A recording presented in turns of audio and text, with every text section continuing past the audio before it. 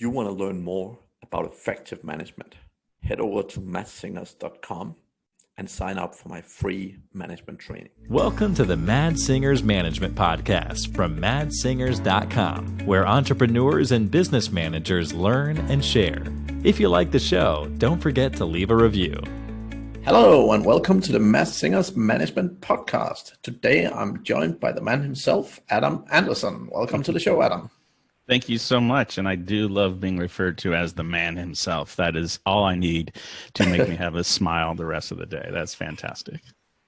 Fantastic. Despite being the man himself, there's a few people around the globe that probably don't know who you are. Would you mind doing a quick introduction so people know a little bit about your dark history and so on? Absolutely. So for the last 22 years, I have been a cybersecurity tech entrepreneur. And I have launched about 22 companies. I've sold one. I've scaled a few. I've had a lot more failures than I've had success. And actually, my first company was wildly successful. So it made me think I knew what I was doing. And turns out I was super lucky. And so I used the next 20 years to really, get a street MBA, really learn by doing. And my big conclusion, which is why I'm just thrilled that we can talk today, is 100% of my mistakes have been around human beings, but also 100% of my wins have been around human beings. And that all comes down to, leadership and management. So yeah, I've created a couple books. I've been on a whole bunch of news sources, but at the end of the day, my favorite thing in the world is to talk to people who love entrepreneurship, love business, and love the idea of making the most of the people that are in their companies. Fantastic. Well, it's gonna be some show for the audience, so that is fantastic. That's fantastic. So, Adam, you've had a lot of ups and downs, like all of us. What's been the biggest up you've had? I mean, you mentioned your first company went really well, but what's sort of the thing you've done or you have achieved that you're most proud of? Well, I should say the fact that I'm still married and I have wonderful children. I know that is what I should say. And I do believe that. It really is. I think being a dad and a husband is my favorite job. But I would be lying to say I wasn't super proud of the lives that I have helped craft. It turns out when I reflect on all the things that I've done, the things that make me smile the most is when I've seen a young man or woman who is just getting started in the world participate in one of my companies and then leave the company either because I've left the company or they've moved on, far superior than when they got there. And, I can think of a lot of these examples. With my first cybersecurity company, what I ended up doing was I opened an internet cafe where young people could come and get internet access, play video games, things like that. And I met a lot of 19 and 20-year-olds who were just really good with technology. And I ended up hiring about 5 of them as a core cybersecurity consultant practice. And over the course of 3 years, grew them into 6-figure, $150,000 a year guys by the time they were 23 years old, 22 years old. And it really makes my heart feel good knowing that me doing the things that I did gave these guys the opportunity to create those kind of lives for themselves. I absolutely love it. I think we have a lot more in common than I originally knew. So that's awesome. I actually, with my outsourcing business that I started in the Philippines, I had a very, very similar experience. So I love developing people and really see them grow. I mean, a lot of people, when you give them opportunities and so on, some people thrive and some people just don't pick up the stick and go with it. But I think, in my business, I've had two guys that I hired basically right around the time when we started that really just have done amazingly. And, they've literally gone from being 18-year-olds with no education till managing 60 people, etc. And I love seeing that growth. And honestly, that's what I love the most about management. And that's why I'm so excited about management in general, because exactly as you said, the ability to actually influence people's life and the future and so on. Well, let me unpack that a little bit, because what you're touching on is fantastic, because we really do impact their lives. I do have an example of how I actually did that negatively, right? So Yep. that same group of guys. Now, I had just come from IBM. I quit IBM. I said, I'm getting out of here. I'm going to start my own company, and I will never make a company that's like IBM. I thought that meant I had to build a young party company where, we have, kegerators in the office. I fired HR because the young lady said that I was liable for, and I was like, you're not the boss of me. I'm a young entrepreneur. Get out of here, HR. We're having beer. We're doing all this stuff. Every single company event had something to do with like a lake house or going skiing, and alcohol was there. And one of the gentlemen who I love very, very much, we lost him, not through death, but he developed a alcohol addiction. And he owns his own journey, but I created a constant environment that I thought was a healthy culture of, we're not IBM, we're not stuffy corporate. And I had a young man who was brilliant, who kind of self-destructed after about 6 years. And it's interesting that the thing that I can be most proud of also is mixed with some of the things that give me the most shame, which is when I didn't nurture the young people in the right way, when I thought I was doing a good job, but you come back and you have so much disproportionate impact and authority over people that you may not even think of it. It's a heavy responsibility to lead people, and so that's why I'm so glad you're doing this podcast and you're getting the message out. It's just like, this is a real thing you have to spend a lot of time thinking about. Yep, definitely. And yeah, I mean, I think it's a story that, many people can relate to in one way or another, because when you manage people, right, it's not just, I mean, you become responsible for their fate in many ways, right? Because just as many, I mean, I see a lot of people who are actually doing the opposite, and not on purpose, but they get brilliant people, they put them into jobs where they're being micromanaged, or they're not being developed, and so on and so forth. And what happens is that over the years they don't leave because people want to have a job and so on, but they don't leave, but they actually the development just stops. Yeah. And in the long game, exactly as you said, like if you have someone with a lot of potential who actually get their potential ruined because of how you manage them. Oh, yeah. For me, that's also a big, like, that's something I think about a lot, because I think fundamentally it's one of those things that most entrepreneurs do, just because, particularly in the tech space, just because so many are super detail oriented, and Yes, they're so keen on, having everything perfect, and because they don't have the management experience, which is what I love talking about, really, they end up in situations where they, not on purpose, but accidentally, end up actually ruining people who could have a much better career if they had been managed differently, right? yeah. How heavy is that, right? Come on. That's scary stuff, but it's all, but I think that this is that kind of energy where you have the ability to rise somebody up or to hold them back. I mean, that's the position I want to be in, because I'm willing to do the work. I'm willing to take it seriously. I want to be in that role. It's just, it has to be a constant learning experience for the manager, right? You owe it to yourself, you owe it to your company, you owe it to your people to be constantly growing and constantly, nurturing yourself so that you can better nurture others. Yeah, and actually, one of the things I I say very, very frequently is the fact that I feel when people learn the power of personal development, I believe it's a fundamental thing that you really, I mean, when you understand it, you have to share that with people, right? Without a doubt. And I think that's when I look at it, when I look at the staff that I work with directly and so on, like that's, for me, that's the key thing, right? Because if you can teach people personal development, if you can teach them that they're responsible for their own faith, I mean, really, you give them the tools to do whatever they want to do. right? And most people, I mean, I have a big outsourcing company in the Philippines, and a lot of people, they're like, oh yeah, but we're poor, and it's the same in the US, right? Like, people have all these excuses everywhere, and the thing is, it's not about excuses, right? Everyone have opportunity, and I don't care if you're man, woman, black or blue or orange or whatever. Like, in the end of the day, everyone have opportunities. Now, sitting down and complaining of what's not going your way is never ever going to help.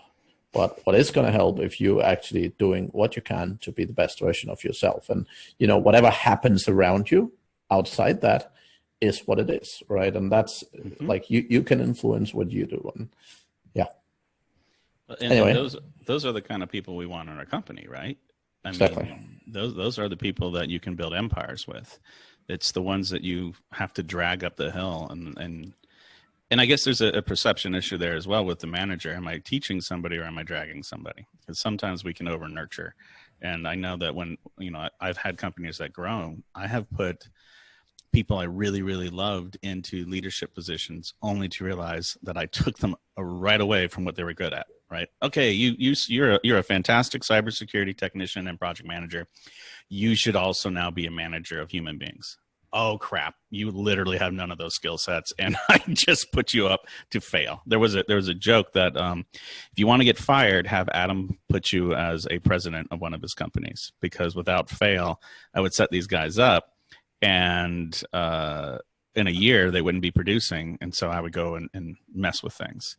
So it's I don't know. It's so cool that it's so complex, but it's it's really interesting, right? Because you always have these old saying that the best sales guy doesn't make the best sales manager and all that sort of stuff. And exactly to your point, like that is correct. However, my experience, and still limited, but my experience is that if someone can learn to be super fantastic at cybersecurity, they can also learn management, right? The problem is often if they start from ground zero and you expect them to deliver a ton from day one, that can be difficult. But for me, the way I look at it is, and I do this with everyone, like anyone that shows an interest in leadership and management, like I always try and push them, and I always try and, start their learning early, because for a lot of people, it's not something you just pick up in 5 minutes. Right, like as we've said, it's complex. Yeah. So the earlier you start, I fundamentally believe everyone can be a manager if they really want to. I agree. The problem that I came up with early on in my career was I was a self-starting entrepreneur who figured things out, and I assumed literally everyone else on the planet was that same person. So when transition began, where people stepped into management or stepped into leadership, I thought I was doing them a favor by completely abandoning them and letting them create their own systems and figure it out on their own, because that's how I did it. Yeah. And lo and behold, we are kind of strange people.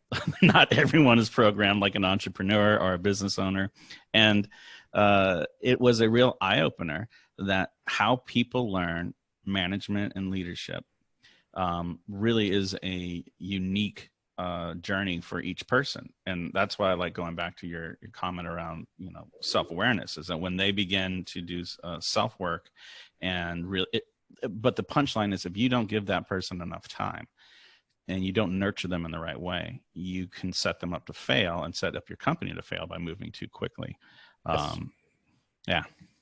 Yeah, totally agree. And that's I think this is one of the things that I'm always super keen on is having frequent one-to-ones with your staff and really building strong relationships and so on.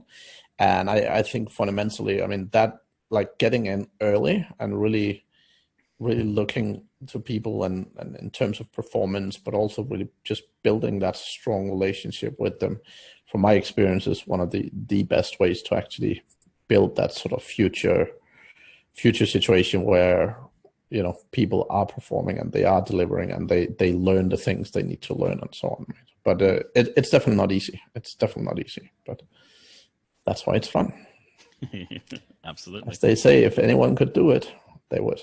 But yeah. one of the things I find interesting is when you're learning to manage managers, like when you have a chain of command where you don't directly interface with everybody in your company anymore. Yep. Managing through people, that was a skill set that I had to really develop, and that took a long time. But I think that when you look at a business's growth, I think that the entrepreneurs and business owners, mental resilience is the most important thing, and then the ability to learn to work through people rather than do the work yourself. Those are the two big challenges. Definitely. And I totally agree. And it's probably, I would say that I kind of look at it like there's sort of three main challenges you go through, right? So the first challenge you go through is when you hire the first people and you have to manage people the first time. That's definitely a big challenge, right? The second challenge that most people bump into is that kind of challenge where you're moving into a role where, you're multiple levels away from your staff. And then I think there's kind of a third step when you actually are totally removed from the business. I see a lot of people really struggling in that last step as well. The benefit usually in the last step is that you usually have a fairly successful business at that stage. So it's not something that impacts the business as much necessarily, but it impacts the individual a lot in my experience. Yeah, when I remember, so my first company I had for 13 years, and about 4 years before I sold it, I fired myself and I disappeared. So I had leadership teams and professional management running my company. Now, when I left it, the company was doing around 3.4 million a year. Pretty solid. We were on a good 20% growth. What happened is when I walked away, it went the other direction. And so by the time I sold it, I only was doing about 2.4 million in revenue a year. And there was a huge identity crisis for me because I began to resent my leadership team because people stopped calling me. I wasn't the cool guy anymore. I was the business owner, but the CEO and the president get all the attention. And I can completely resonate with what you just said, that third step where you are stepping away from the company and the company is running for you. That is a really, really weird thing because it's like a micro retirement, but you don't get to put down any of the emotional stress. All of it is still sitting on your shoulders because your income is still tied to the company. Your security is still tied to the company. Your identity is still tied to the company, but you just took away almost all of your control. And so you really have to have a new skill set to manage the company through managing the one or two core leaders, because you don't want to jump in between them and go mess with stuff. You just totally take their power away if you do that. But man, I resonate with what you just said. That is probably one of the hardest parts of my entrepreneurial journey, was having my first company under professional management and trying to figure out how to live life like that. And exactly as you said, right? Like that step of stepping out.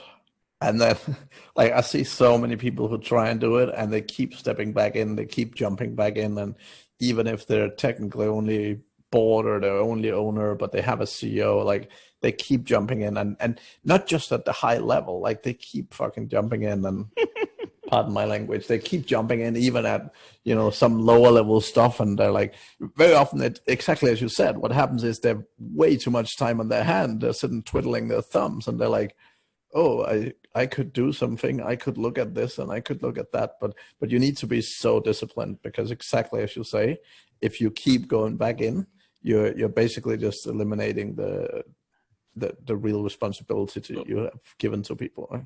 Well, I had a conversation about this very topic with Richard Branson. So after we sold the company, I spent $50,000 and took my wife and I to go hang out on Necker Island with 30 other people. And I actually got to sit down with Richard for about 30, 45 minutes. And I said, and this was the topic of the conversation.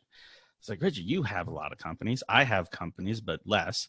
What do you do after you stand something up It's under professional management, and it's time for you to go to the next thing. He said, oh, Adam, well, the first thing I do is I go right back into the company that's working completely well, and I muck everything up for about another 2 years until they can finally get rid of me. I'm like, oh, great. Everybody does this. It's a normal behavior to love something so much, to build it, and then to have a hard time walking away. Because honestly, we wouldn't have done the thing if we didn't care about it in the first place, right? Exactly. Yeah. Excellent. Well, that sounds like an exciting trip to Necker Island. Oh, what was that like? Suggest it. Oh, it was so good. It was so good. It was for courageous leadership, actually, courageous conversations in leadership. And so we went with Virgin Unite. It was a nonprofit for the Virgin Group. And the whole purpose was to raise money for the nonprofit missions around Virgin Unite.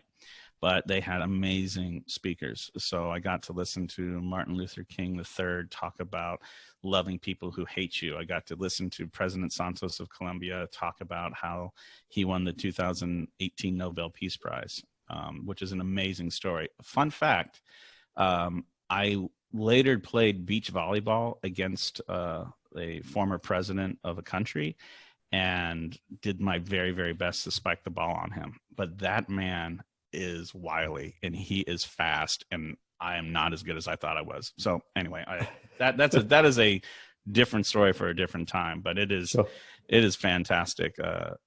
And what I learned, and this is appropriate for management leadership, who you surround yourself with, what you put in your ears, what kind of conversations you have with people are going to set the trajectory on your life and how you believe, right?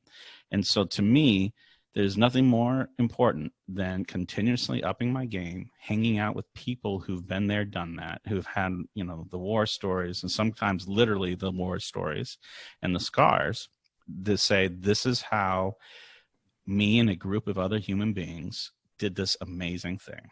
And so the Necker Island trip is something that we are going to make a ritual. We're going to go every year for the foreseeable future. Well, we didn't go this year because of COVID, but it's something that I value more than pretty much anything else, is surrounding myself with people who can help you think differently and up your game.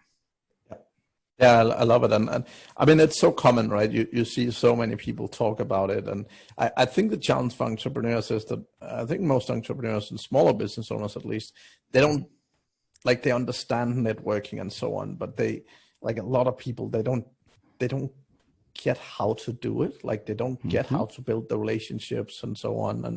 And I mean, I'm in a bunch of different communities where I meet a lot of amazing people, but the way you're saying it, like, constantly up your game and constantly look for not necessarily better. I don't necessarily like the term better people, but sure, people who have done things that you aspire to do, and people who have done things that you can learn from, right? Yeah. Well, when you get to that point where your company is kind of running, and you go to the office or you sit down at the laptop and you think, oh, what do I do here? What am I supposed to be doing here? Because you've got your systems in place, people are doing their jobs, and then you kind of do one or two things. You move into tinker mode, where you try to improve systems and scale and da-da-da. But if you have the right people in place, then that really doesn't take too much time. And so I made the decision that as the business owner, my most important job was to increase my network, so that when my people had a problem or my salespeople wanted a connection, I knew a guy who knew a guy who knew a guy. So I took my professional network growth as the responsibility of the business owner that nobody else could do. And it has, now that I say that out loud, it's probably one of the most fundamental things that has caused me to continue to have good opportunities, is that I find myself in the right rooms talking to the right people, because I worked to get there for the last 10 to 15 years. Yeah. And it's the whole thing with being, quote, lucky, right? Yeah. It's you only get lucky if you're in the right place at the right time. You rarely get lucky sitting at home on the couch watching TV. So It's never happened on the couch. I keep waiting. I mean, I can see my couch from where I'm sitting. It's the most unlucky couch. No, you're absolutely right. You have to get out and do the thing.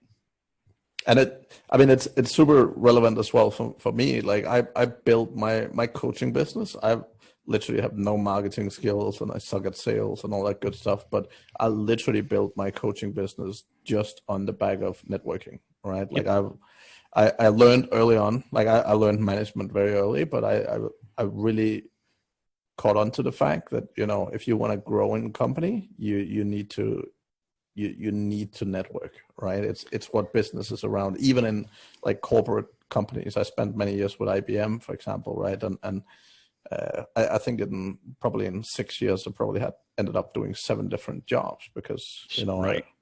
I worked well with people, and as long as you attach yourself to others who are doing really well and above you, you know, that they kind of, if you're performing well, they'll drag you with them up the chain. And yep. Like the networking game is just so critically important, right? Well, I'd love to talk a little bit about that right now because, you know, what we would do is we go network, and that means face to face.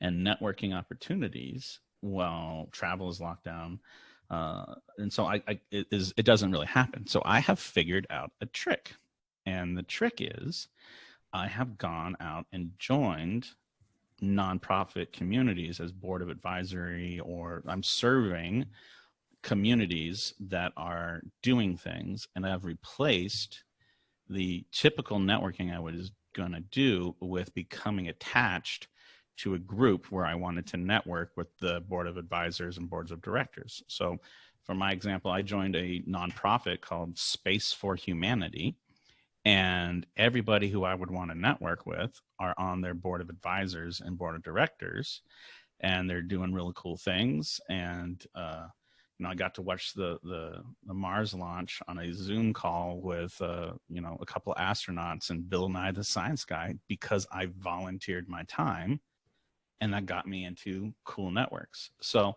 you know, I don't know if anyone is struggling like I was to try to get connected with new groups of people and new groups of networks, but the idea of leading with a service mentality, how do I show up at an organization or an event or a thing like that, and how do I help the people who I'm interacting with, that leads to the kind of experience I think you're talking about, where people naturally begin to trust you and they seek your counsel, and you begin to get lucky. So yeah, totally. And again, 100%. So when I worked corporate with IBM, I lived in the UK, and it was exactly what I did. So like in the area I lived, there wasn't like a ton of networking opportunities and events and stuff. But basically what I ended up doing was doing a lot of both volunteering, but I also ended up joining the board of directors of a few companies and like sort of nonprofits and so on. One of them, I mean, simple things like one of the business I was on the board on was a nursery. But the thing was that a lot of the other board members were fairly big business owners, and the people who had volunteered on the board were actually other business people who had a lot of value to share. Mm-hmm. And particularly in an area where, you know, there wasn't a lot of networking opportunities around, it was a great place to be at the point in time, and it was super valuable, right? So I love that tip, and I think generally the service mentality is fundamental, right? Because like so many people, they just end up like, oh, what's in for me? How can this person help me? And that is never what it's about. Like the first thought you have to think when you're meeting someone at a network event is, how can I help him or her? Yeah. Not how can they help me? Networking is not prospecting. Networking is building long-term relationships that create a really positive ecosystem for everyone to win. You're not hunting at a networking event. Or you are, you know, I'm not trying to be the boss of everybody, but I have not really had a lot of luck, and I don't really enjoy going to a networking event where everyone's shoving business cards at you. Totally agree with that one. Yeah, that makes a lot of sense. That makes a lot of sense, Adam. And yeah, networking is gold. Well, actually, one of my favorite places to network have actually been a huge international organization that is everywhere in the world. And in principle, is not about networking at all, but it's Toastmasters. So I'm not sure if you're familiar with that. Yeah. Toastmasters is basically a public speaking organization. But what I've really loved about it is that it's such a mix of really positive people who want to do things. So what's really great with Toastmasters is that one, it's generally people who have to pay out of their own pocket, which means like it's rare that it's companies paying for it or whatever, right? So it's people who choose to pay out of their own pocket to go to a event to improve themselves. And coming back to what I said earlier about personal development, one of my key experiences have always been that, people who get off the couch on a rainy day and, move their ass into an event and meet other people and stuff is generally the types of people that I want to hang around. Good point. Absolutely. I've done Toastmasters for a little bit, but I left when I felt like I have checked the box around. I've improved my speaking skills. I've improved standing in front of human beings. But now that you said that out loud, some of the best connections I had made in that local area were through that Toastmasters experience. It just blows my mind how many you get up and you get out and you meet people and you get results. Yep. So cool. Yep. Awesome. Right. The whole growth management thing and how to sort of grow to that experience. Any other sort of tips? Because I think that's something that, a lot of entrepreneurs are really struggling with. So any other kind of tips that have really helped you in terms of how to go through that phase? Yeah. So I believe there are 4 stages of the business. It's when you start the business. It's when you finally begin to get the traction with some employees. Then when you have the employees doing a lot of the work, but you're kind of working and business is happening through you, and then finally going away, just like you described. But the thing is that you use different techniques and different management strategies at each of those levels. And so each time you transition from one phase to another, you need to look at how you're leveraging people, systems, and processes. And the people thing is often the most neglected, because we all get that, okay, we're going to need a new sales system. Okay, we need new business processes as our customers grow and all the things. But then we keep shoving human beings into those jobs without giving them the kind of attention that we've already talked about. And so you will have a lot of problems with scaling and growth if you don't make growth of your people a high priority along the way. But what I don't suggest is you just approach this as a hey, personal growth, go do that. Sit down, come up with an actual business vision, work backwards from there so that you have the scaffolding of a business system, a business plan to go where you want to go, and then look at the people who you would need in there. You're able to then go back to the people who are already working for you and saying, this is what we're building. Do you see something that's super interesting that you would like to work on, that I can give you the resources that let you grow into that position? Or if nothing that we're doing here is interesting to you, where do you want to go next so I can equip you to have the best launch away from my company as possible? Because, these aren't life sentences. People should not be expected to stay with your company forever.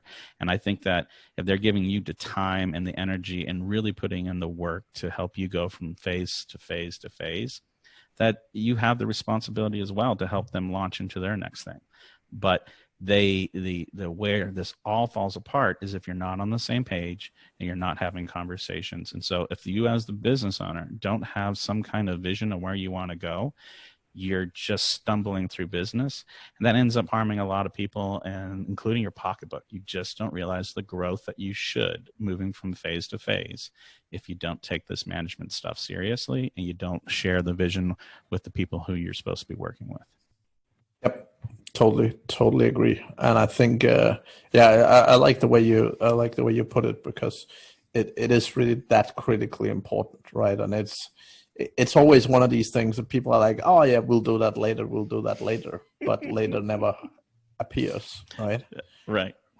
And that's, yeah, it holds you back so easily if it's not clear. And also just in terms of your own sort of management and how you actually achieve things yourself, right? I mean, if you're unclear on these things, it's just gonna make the journey so much harder for you.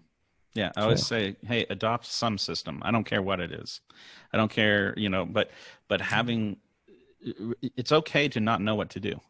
We're learning as we go, right? The business owner doesn't know how to do all this stuff yet. So it is completely appropriate to get some answers wrong. But if you can adopt some kind of system and you can adopt some kind of strategic growth system, that's a good guidepost to go through and to use, and then abandon when it no longer fits your needs. But it's so hard to create this stuff from scratch. Working with a coach, working with a system, working with a community, those are the things that let you make these transitions and to train your people the most effectively, in my opinion. Yeah. And I totally agree. And I've always been a lifelong addict to coaches, I would nearly say, right? Like, because I just understand how you can shortcut a process, right? Like, I've started going to the gym like a couple of years ago, and it's easy to go yourself, stand in the gym, you don't know what you're doing, just staring at some machine, just doing some stuff, and seeing no value, right? Or seeing very, very little benefit. Now, if you get someone who's just, they don't need to be the expert of the expert, but just someone that's 5 steps ahead of you and have gone through some of the same stuff, and you get their help, like you progress is that much faster, which in turn helps you with motivation and it helps you with everything. Because for most people, if they go do something like the gym and they see no improvements, they stop. Because why should you do something that brings you no improvement? And the business is exactly the same thing, right? If people are like, oh, I've been working on this delegation, but I'm not getting anywhere, screw that. Or, I'm working on this hiring thing and I hire people and they always suck, and like, oh, I can't hire people. And or the one I have, business owners saying, oh, I can't manage people. I mean, probably 80% of the clients I've ever worked with have literally come to me and said, oh, I can't manage people. Yeah. Like, can I just hire someone to do it? And I'm like, you can to some extent, but it's probably one of the most valuable skills to actually learn. And the thing is, people think it's so difficult. Like they think it's like, a 20-year journey, but it's not about being the expert from day one, right? It's because it's about one step at a time. So you need to be better than you were yesterday.